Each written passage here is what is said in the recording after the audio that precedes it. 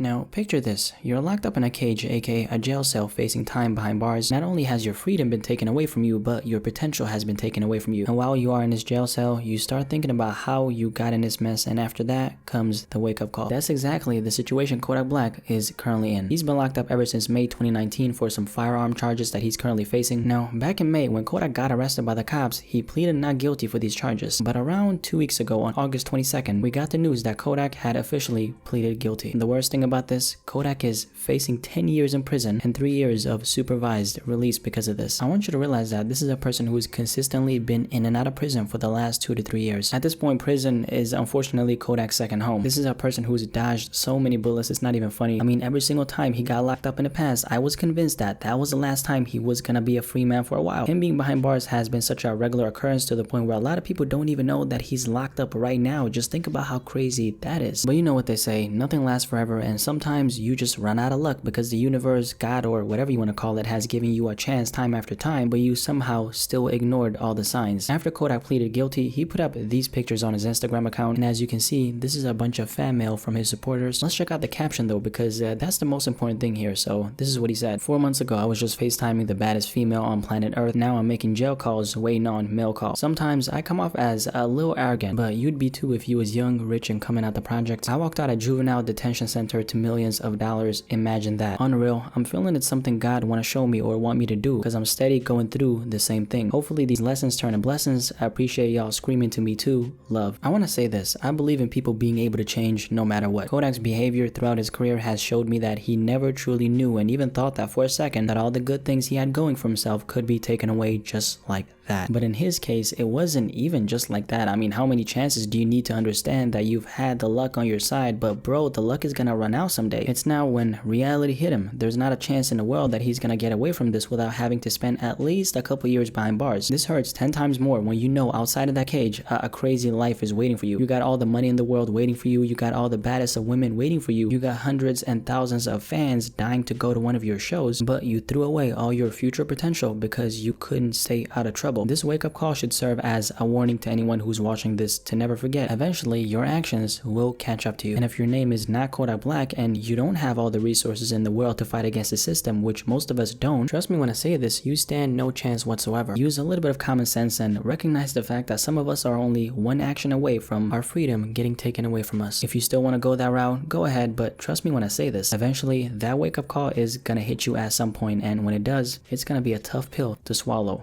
Don't be like Kodak Black.